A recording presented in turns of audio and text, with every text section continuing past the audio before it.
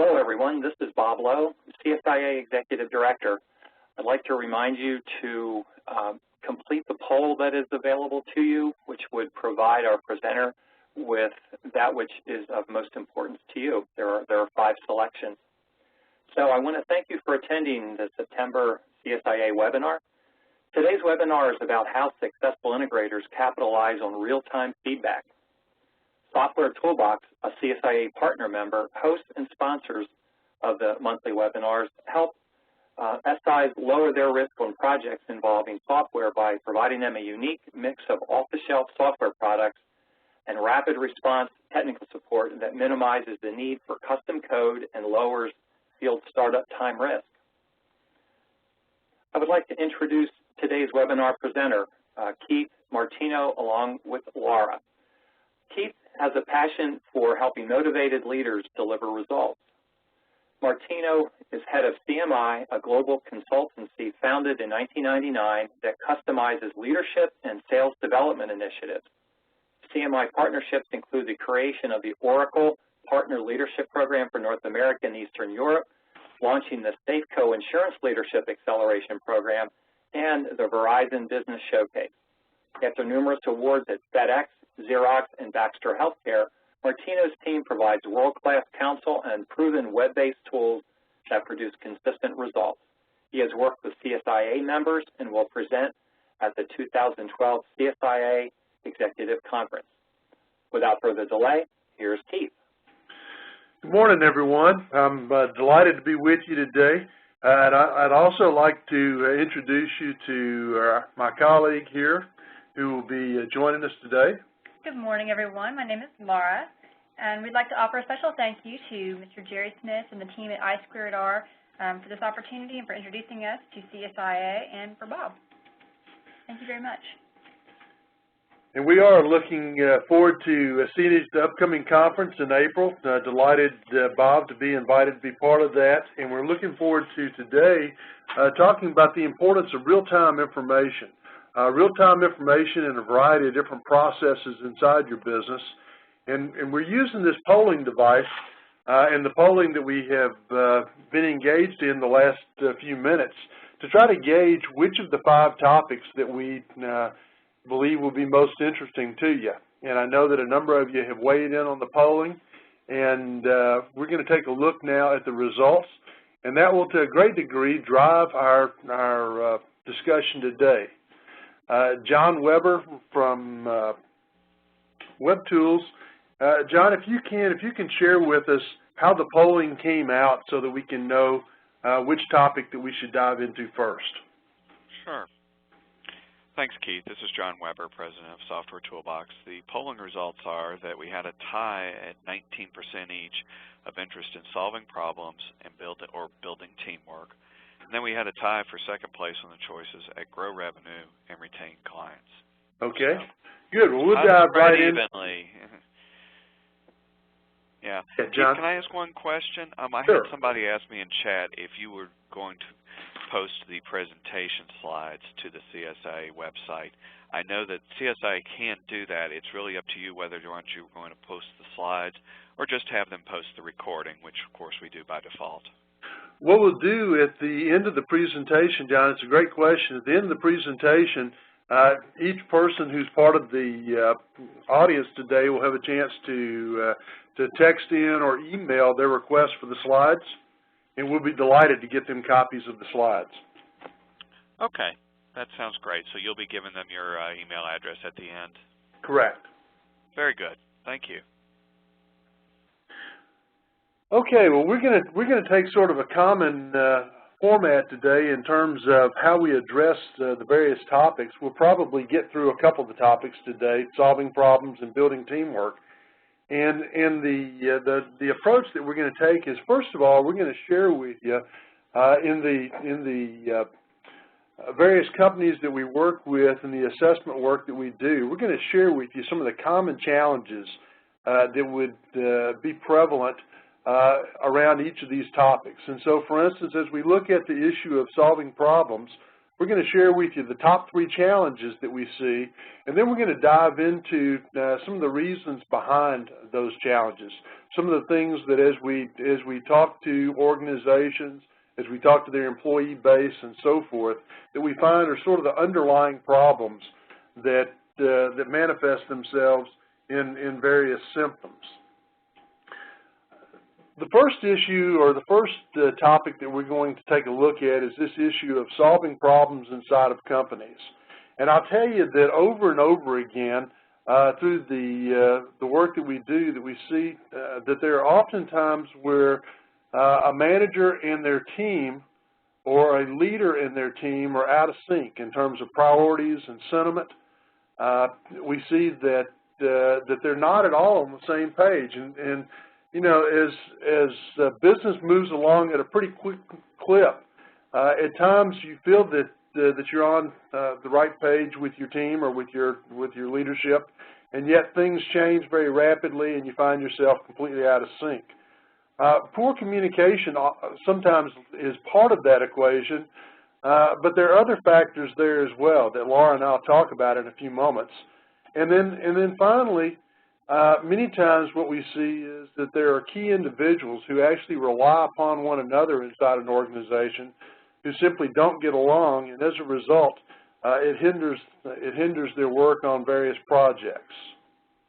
And so we'll go back to that first topic, and I'm going to allow Laura to ask some questions, and we'll drill into this whole idea of managers being out of sync with the priorities and sentiments of their teammates. What are the key signs that maybe a team isn't completely on the same page? Well, you know, oftentimes it manifests itself in sort of a griping, complaining around the office. And those are some of the first signs. You'll begin to hear the gossip factor go up. You'll begin to hear people complain about you know, things that are going on around the company. But it really becomes manifest when you begin to see productivity drop off. And so oftentimes you'll find that people have actually tuned out early on, and as a result of that, they're not nearly as productive as they need to be, and key working groups aren't as productive as they need to be. In the worst of all cases, what we see are, you know, literally the troops are beginning to mutiny against their leadership, and too often that's not addressed early on. So as a manager, what can you do about that? Well, we would suggest that you bring some objectivity into the equation, and typically we have, you know, tools for doing that, but the most important thing is to get an objective assessment of where the team is versus where leadership is trying to go. And so once you've actually gotten that assessment, looking at and prioritizing and balancing the company objectives versus the employees' objectives. Many times there's a serious disconnect between where the company is trying to go and the things that actually serve the interest of the employees. And then finally, inside of that, a manager can look for broken relationships. You know, it seems so common sense, and yet the truth of the matter is, in many of the organizations that we see, companies are relying on individuals and departments to work together collaboratively, and quite frankly, when we go in and we survey those departments and take a look at those relationships, we find that there's a lack of trust in those relationships, and in many cases, the people just don't get along. And so it's very difficult to imagine that they could work together effectively, and in fact, it typically manifests itself in some outward form, some results-driven form, that these folks are no longer working collectively together, and the company suffers as a result. Well, Keith, you mentioned earlier that it sometimes comes down to just poor communication between teammates, and are there any early indicators that maybe we should be aware of? Yes, in fact, one of the early indicators is when you see a lot of rework going on between departments, information being pushed back and forth, projects being pushed back and forth between departments, and they just don't seem to be getting it together. You see a lot of wasted energy inside of an organization. You'll also begin to see a number of missed deadlines. Organizations that are missing their completed deadline because various departments aren't getting their work done inside. Other examples or other early indicators include cost overruns. Many times as the project gets extended out because departments aren't working together, you're sitting there watching the cost for the project go up or the cost of completing the work go up, and that manifests itself in overtime and other ways. Ultimately, it impacts the customer, and that's probably sort of the final indicator is when you're beginning to see an organization that because of their poor execution, they're not satisfying their customers the way they once did. So do you have some specific recommendations for getting back on track? Sure. In fact, one of the important ways to get a team back on track whenever you see that the two groups are working not in concert with one another, or two individuals are working not in concert with one another, one of the key ways is to actually have one-on-one discussions with the various parties involved. It's really tempting to pull together a team and try to speak to the group all at one time. And I think we all know that there's a certain group dynamic that can take over whenever you try engaging an entire group of people first before you have those one-on-one conversations. And so our recommendation is always to use this real-time information, these early indicators that you're seeing that groups aren't working together, to actually dive in and have one-on-one conversations with the various parties inside those groups to try to get at what are the problems, what are the challenges inside of those relationships. Part of the objective for engaging the individuals on a one-on-one basis is to get the parties talking. Many times it's amazing how we'll see inside organizations that a great deal of the communication has defaulted to email. And while email can be very effective in documenting things or in confirming understandings and that sort of thing, we see organizations breaking down all the time because, or the teamwork inside of organizations breaking down because people are spending way too much time sending email back and forth, and they're not talking together as individuals as they once might have done. When relationships are good inside an organization, when communication is good inside an organization, people tend to talk more. Whenever things are challenged, you see people begin to default back to email, and that's almost a sure sign that relationships are not what they need to be. Keith, can I ask you a question? If these one-on-one conversations that you would have with individuals, could you tell us one or two questions, key questions that you would ask them? Sure, and I think that's a great question, Bob. Appreciate you posing that. One of the questions that you might ask is simply an open-ended question of how do you view things, how do you think things are going? And it's amazing that two individuals or two different groups or multiple parties can have such different perspectives on how things are going. One set of folks might say that they believe, things are going fairly well, while another group is completely dissatisfied. So one of the questions is just how do you think things are going? And then the second question, and an important question to ask as a follow-on, is what can we do to make our working relationship or our problem-solving endeavors more productive? Okay. Those seem like simple questions, Bob, but it's amazing how often those questions go unasked. And as a result, the communication between departments simply deteriorates further, and it's very difficult to get people then back on the same page. Makes sense. Thank you. When you see that key individuals are not talking like they should and not having those one-on-one conversations, what is the general overall impact on the firm itself? Well, it's clearly hinders morale inside the organization. And while no one may be stepping up and addressing the impact that it's having on morale. It's there, and everyone in the organization knows it.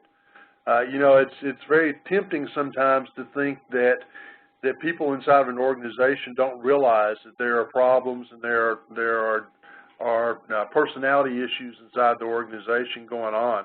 But the truth of the matter is everyone knows, everyone feels the tension, and that tension has a negative impact on morale. It's clearly devastating to profitability because costs go up when relationships are headed south inside the organization. Costs to the organization go up. Productivity, unfortunately, goes down, as you might expect, and ultimately, the customer pays for those problems. Keith, the average size company in CSIA is about 25 employees. Do you see this as a huge issue even in a small company? I do, Bob. You know, it's amazing. I've often said, you know, small companies have big politics at play. And so these same issues, it's interesting. I spent, you know, my first 20 years in corporate America at Xerox and FedEx and other companies, as you mentioned. And the problems really don't change from big companies to small companies.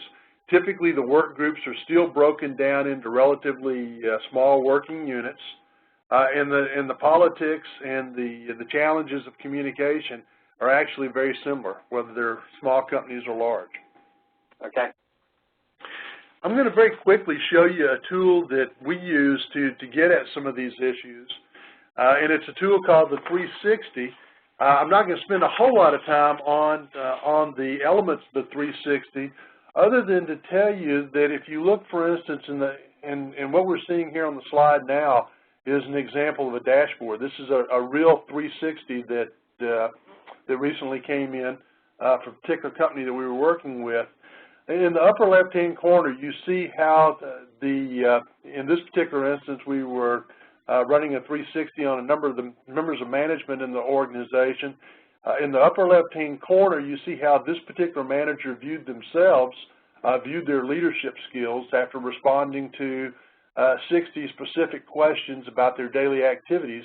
In the lower left-hand corner, you see how this particular manager's colleagues perceived that manager in terms of leadership skills.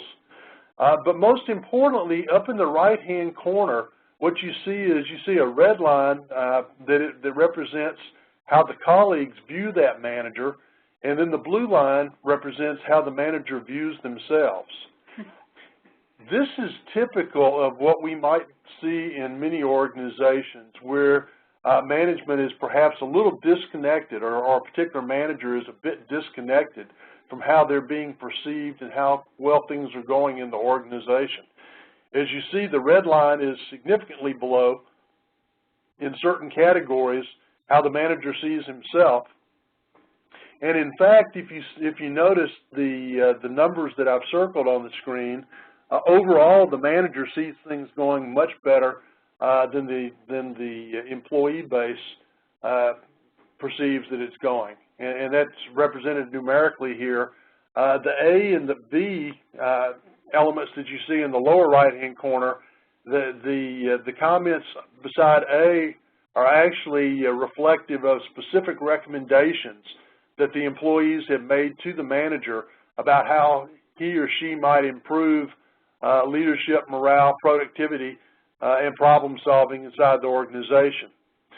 Below, under the B segment, we see literally those areas that the 360 indicated were strengths for the particular manager and weaknesses for this particular manager. The point of showing you this slide is not so much to point out the tool, though we're happy to do that. The real important point, though, is to understand that many times managers are simply out of touch with the way their employees are feeling. They may be talking with their employees each day, but because there's a lack of transparency in the organization and because there is a lack of trust in the organization, the dialogue back and forth throughout the organization is just not as productive for problem-solving purposes as it needs to be. once we get feedback on a particular scenario, one of the tools that we find helpful and that we would suggest to your members may be helpful for them to craft as well is something that we call moments of truth.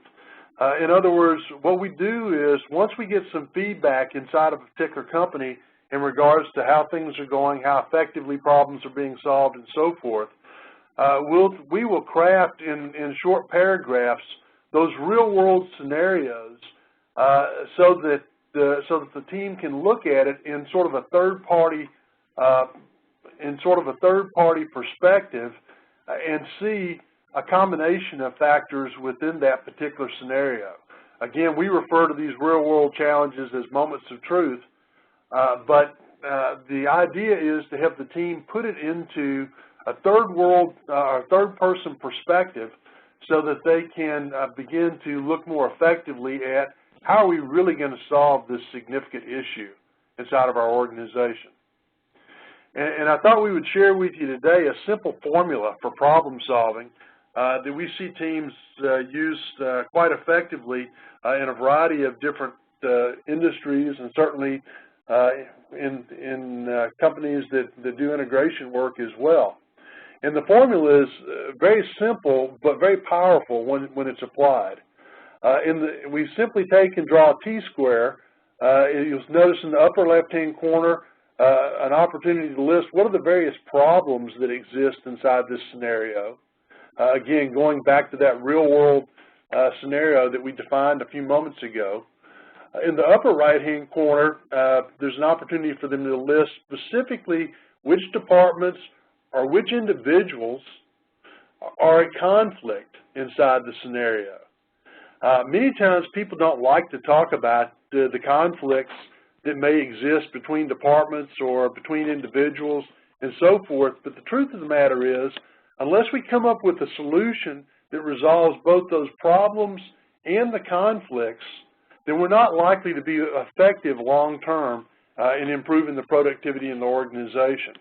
Many organizations leave those conflicts in place or never really address or develop options that address those conflicts, and as a result of that, the problem may get resolved, but the people still don't work well together.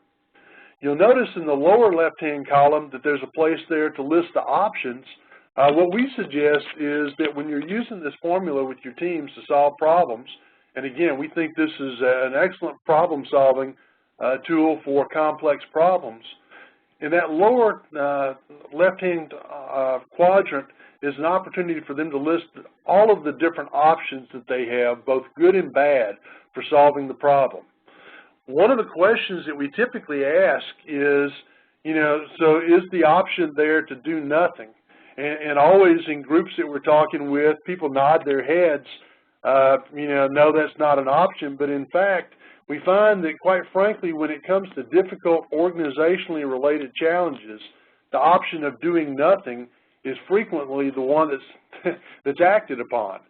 And so getting that out on the table, the fact that, first of all, that we have a lot of different options to solve this problem, some good, some bad, and that there's always the option of doing nothing, at least makes people aware of the fact that in this particular instance, with this particular problem, we want to ensure that we don't default to the do nothing option. And then finally, in the lower right-hand corner is the opportunity to identify and define the best solution for the problem. And typically, the best solution is actually a variety or a combination of the various options that were defined to the left. Many times, organizations and individuals overlook the opportunity to combine those options or to take pieces of those options to actually solve the problem in a way that with the very best solution by using a combination of all those factors, and to solve the problem in a way that deals both with the problems and the conflicts. I have a question for you. An employee might feel like their job would be threatened if they speak up and express what they see as a problem or what's causing discontent with them. How can that possibility be set aside? How can it be overcome? That's another great question, Bob. You know, it really starts with the sorts of cultures that we want to build inside of our companies. And a culture of transparency is really critical, especially in today's fast-changing, highly volatile times. And so one of the first things that we can do is to set an expectation inside the organization that we really are trying to work towards transparency. And we want to reward transparency anytime that we see it. For instance, when you see a person raise their hand and bring a difficult problem to the forefront of the discussion, that's a great opportunity to recognize that individual for their good judgment, for their courage, for their willingness to step out on a limb to try to help the organization move forward. And so anything we can do, Bob, to build transparency can be very helpful in that regard. My gut tells me that would come from the leadership at the top to make sure that transparency is an acceptable practice. Boy, it's got to come from the top, and you know, that's an important thing to point out. If we're not, first of all, if the leadership of an organization is not recognizing and rewarding transparency, it's hard to replicate it throughout the company. Secondarily, if they're not establishing that as a priority of the organization, it simply won't happen down the management ranks. And then thirdly, and we all know our actions speak louder than our words. If we as leaders are not as transparent as we should be, understanding that, you know, we can't always share every piece of every discussion or all the various aspects of a particular challenge, we may not be able to share all of those things, but we can certainly share our interest in resolving the issues, and we can be as candid as is practical. And every time we're candid as a leader, it encourages someone else in the organization to be candid. Okay. I tell you, we spent a lot of time at FedEx building candor on the front lines of the troops with our courier force and so forth, and the relationships they had in terms of with management, and many of the tools some of the tools that we've talked about this morning actually came out of tools that we use there to try to build this open dialogue on an ongoing basis. Mm-hmm. Very good. Thank you. We'll jump to the topic of building teamwork briefly, and then I know we're about out of time this morning. But three of the key challenges that we see in terms of teamwork have to do with, again, you know, individual working relationships that oftentimes hinder the projects themselves. That lack of candor or political correctness in the workplace, and then finally those personality traits that sometimes undermine good working relationships. When you say personality traits, which personality traits are you specifying that are most disruptive? Well, we see three personality traits that tend to pop up most often in the assessment work that we do. The first personality trait that gets in the way of good working relationships and teamwork is simply a lack of dependability, either by an individual or by a particular department. Many times we will hear in an organization that we're working with that communication is a problem, or that people just don't do a good job of conversing or relating to one another. And yet when we go in and actually do the assessments, we find that there's truly a breakdown in dependability. And because of that lack of dependability, now people are at odds with one another and aren't working well together. A second leadership trait, and I'll define three, a second leadership trait that we see that's often lacking is a lack of courage.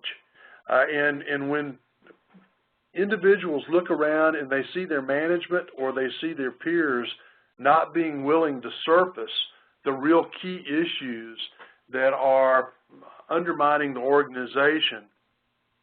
When they view that courage or lack thereof on a daily basis, it really has a devastating impact on morale overall, and people don't put the energy towards, or as we called it at FedEx, the discretionary effort towards problem solving and teamwork they really need. And then the third characteristic or leadership trait that we see that continues to manifest itself is simply a resistance to change. And again, has to come top down, much as Bob suggested, the transparency has to come top down. But this willingness to change and willingness to see change as an opportunity and not a hindrance to the progress of the organization is just a really key component of building an organization that works well and executes well together. Bob, I'm going to turn the program, or Bob and John, I'm going to turn the program back over to you guys now, and we'll deal with any questions that may be offered up. Very good. If there are any questions, you can ask them online. We'll pause here for just a moment for any closing questions. I'll also go ahead and unmute the phone for those folks that are on the phone lines.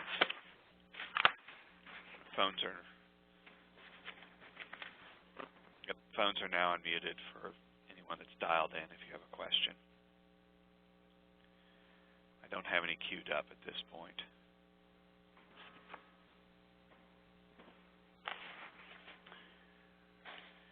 Okay, well, we will be delighted to share the totality of our slides. We had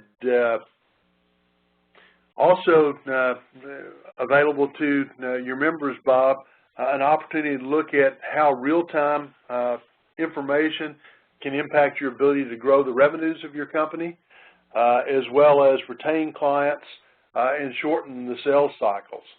And so as we make our slides available, we'll actually make slides available on those other areas or topics as well. We know that the time is limited this morning. You'll notice in front of you an opportunity to either text in the word leadership to the number that's listed to request copies of slides, or to send an email, and I'll be delighted to make those slides available to anyone who might like to get copies of the slides. I have gone ahead and opened up a poll to everyone to give us some feedback on the event. We do have a question that's been posed now, Keith, that says, how does this tie into the topic of capitalizing on real-time feedback? Yeah, I think that's a great question, and one that I probably need to put a little more focus on. The point of our discussion this morning is that whether we're talking about solving problems, building teamwork in the organization, growing the revenue of the organization, or any of these other topics, we need to have tools that allow us to measure on a real-time basis the progress that we're making in each of these areas.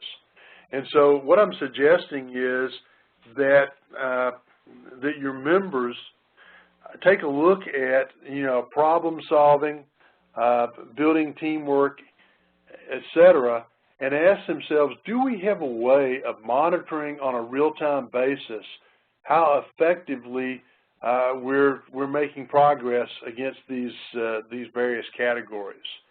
And in putting those systems, that communication process in place so that you're getting that real-time feedback is really critical. We did there was a presentation we gave not long ago where we showed the scenario where a Naval SEAL team went in and took out and eliminated Osama bin Laden. And actually, as you know, eliminated him as our #1 key terrorist around the world.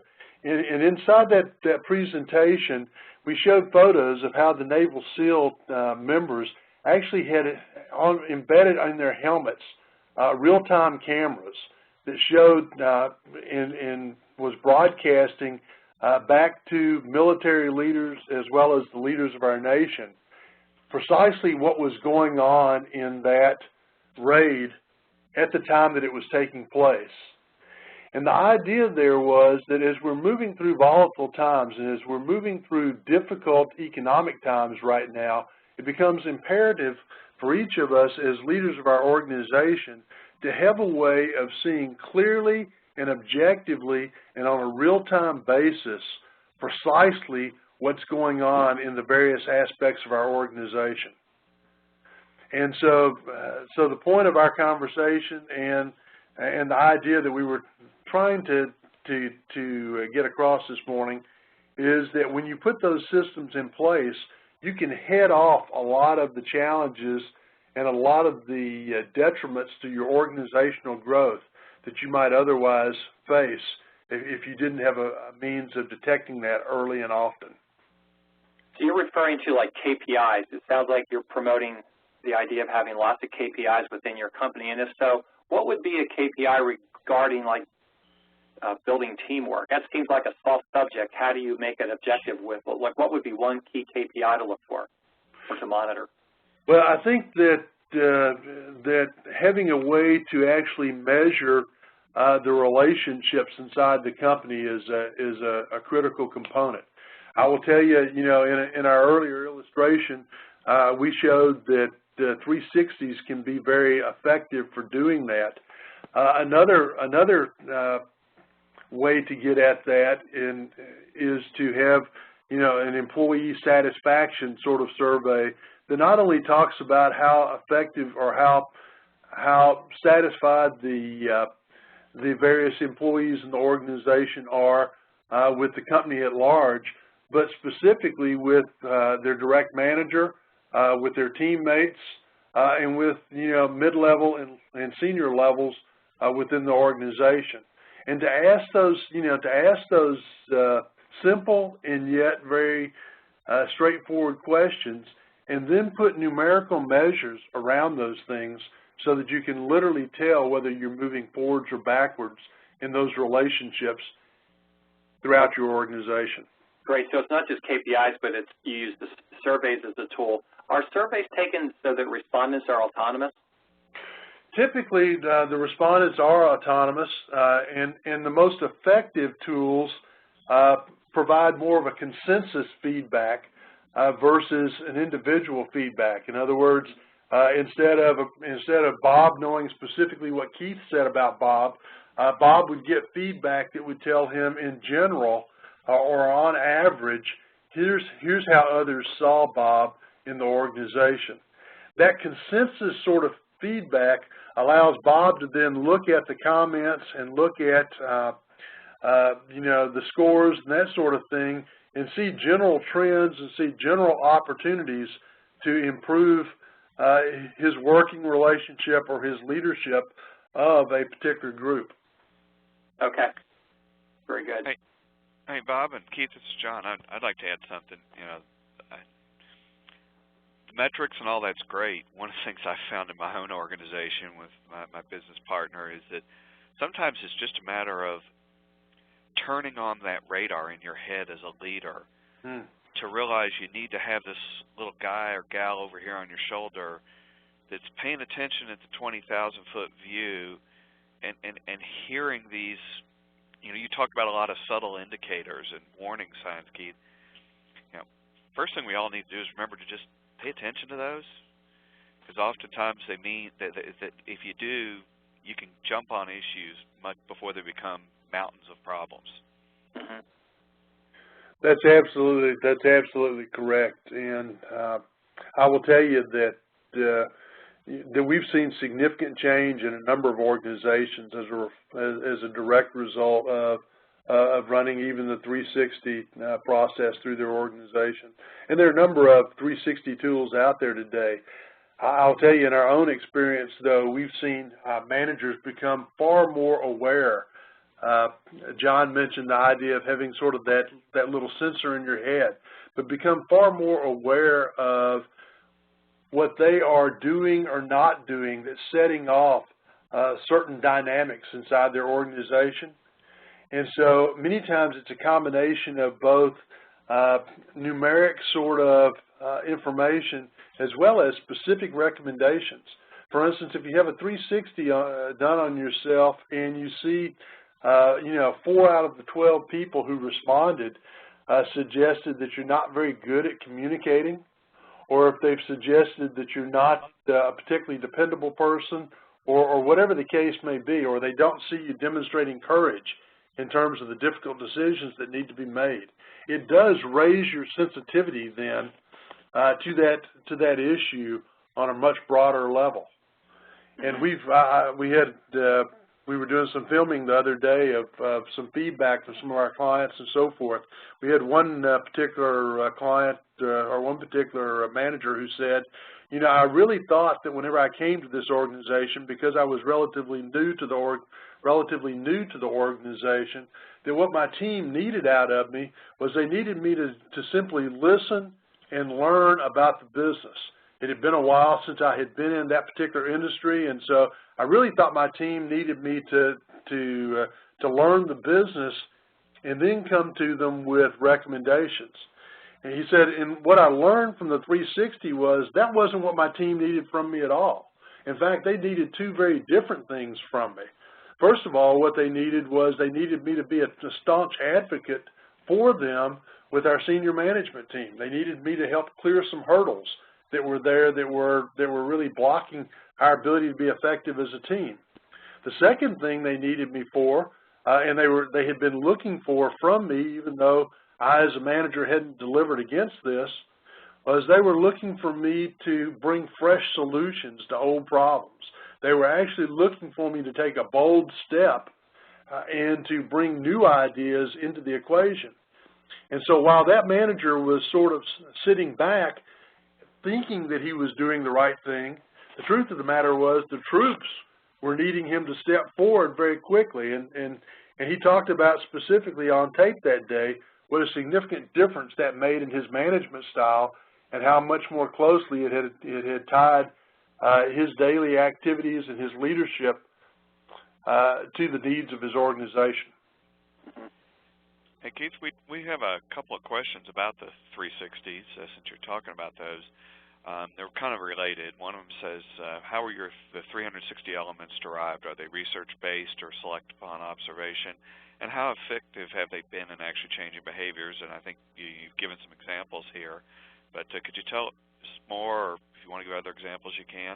Tell us more about how the 360 how you come up with those. Sure, be happy to.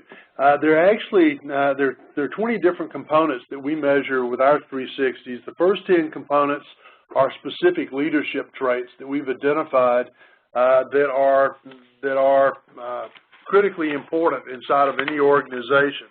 Leadership components like courage, integrity, judgment, flexibility, individual consideration, respect for others, dependability, and so forth. And in fact, in the slides that we'll make available, you'll see those 10 leadership traits that we always scan for inside of any organization. The second 10 traits that we tend to scan for are more organizational specific. And so what we tend to do is we talk with clients, and we really encourage them to have a set of principles and values that they're trying to live to as an organization. And if they have that set of principles, then we encourage them to measure those as part of the 360. And so the top 10 traits are specific individual leadership traits that we're measuring across the various members of the team. And the lower 10 traits are a reflection of how well those individuals are actually living out those principles that the company holds most important. In situations where it does not have a set of principles, we really encourage them to develop those. to go back and look at their values, their mission statement, and to come up with a list of specific principles that tie those values to specific actions that an employee can take inside of an organization. And we really believe that that's an important component in helping an employee see how those values manifest themselves on a daily basis inside the workplace, and how do I put that value to work inside of the organization. I see that we also have a question here about moments of truth and how they improve teamwork. I had described to you a little earlier today that we use moments of truth as a way to put into sort of a third-party perspective significant issues and real-world challenges that an organization is facing. One of the things that we found is, as we sit around the table and go through that formula that I showed you, the problems, the conflicts, the options, and the best solution, when we go through that formula together as a team, what we find is that many times the individuals around the table see that scenario in very different perspectives, and they tend to focus in on certain aspects or certain or perhaps even individual problems inside of the scenario, and they haven't seen it in totality. By going around that quadrant, if you will, looking at the problems, the conflicts, the options, and solutions, suddenly the team members begin to see that scenario from their peers' perspectives. And they begin to relate to the challenges inside of that scenario from their peers' perspectives, so that as they work together collectively as a team to develop that best solution, they ultimately get to a place where they come up with a solution that resolves most of the problems that were identified there, and certainly resolves the conflicts that were created inside of that scenario. Again, we were with a client not long ago, and also doing some filming there, and one of the individuals raised their hand and said she wanted to speak, and she talked about how she had been with the company for 15 plus years and had always seen the company from her little corner of the world. And she talked about how impactful it had been for her personally to have seen now a scenario that she had seen from only one perspective described in the impact that is described by various members of her team from other areas of the company, and how she fully understood now just how significant an issue that was, and that there were multiple aspects of that issue that needed to be addressed. And so it really does improve the teamwork, because people can begin to relate to one another in a much more productive way, a much more collaborative way, in a way that makes them feel like they truly are in the situation together. Bob or John, anything that you can think of that we've missed, or any other questions that maybe we've left unanswered?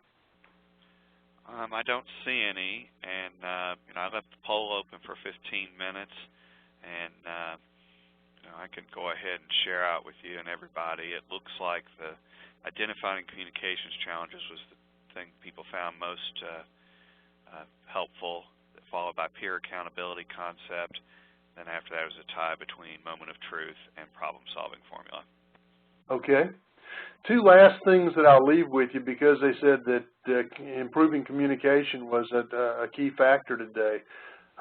Don't be afraid to ask the question, first of all, in your organization, how are the relationships between various departments and various individuals? Don't be afraid to ask that question. You'll be surprised how candid people will tend to be with you. And then the second question that I would encourage you not to be fearful of asking is, how candid can we be in our organization? How transparent can we be in our organization? And people will tell you very quickly, whether they feel comfortable being candid or not. They may not tell you, if they don't feel comfortable being candid, they may not tell you what they perceive the issues to be, but they will tell you very quickly whether they feel comfortable being candid. And it's those two questions really do open the way for a much more transparent and trust-filled environment. Very good. That's very helpful. It's been a pleasure for us to be with you today. We have sincerely enjoyed visiting with you. Look forward to seeing you again at the conference coming up, and we'll continue to talk about the importance of real-time information as it relates to growing your business, retaining your clients, and closing deals faster. Thanks again, John and Bob, for the invitation to be here today. And thanks for tuning in. Okay, to all of the attendees, I'd like to thank you for your participation, and my hope is that you got several good ideas that you can implement to benefit your company. And be sure to attend our conference in April of 2012 to learn more from Keith. Keith, thank you for the contribution of your time and expertise, and you also, Laura. Your presentation was really very insightful, and we wish the best for you and look forward to seeing you at the conference. And thanks again to our host and sponsor, John Weber, President of Software Toolbox. And be sure to complete the survey for today's webinar. It'll arrive in your inbox within the hour.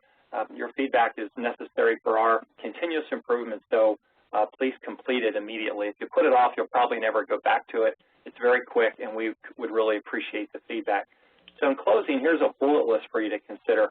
Implement CSIA's best practices in your company. Number 2, attend the ISA Expo the week of October 17th. That's in Mobile, Alabama. We will be there participating in many ways. We have a press conference to do to announce many new things with CSIA, and we'll love to see our members, both integrators and partners, at the ISA Expo. And lastly, participate in the CSIA statistics program to benchmark with your peers. That's real-time feedback. It doesn't get any better than that. So, and also, if you ever have a suggested topic for a webinar, please send it to me. I'm easily found on the CSIA website. And that's it for today. So have a productive rest of your week. Thank you again, and goodbye.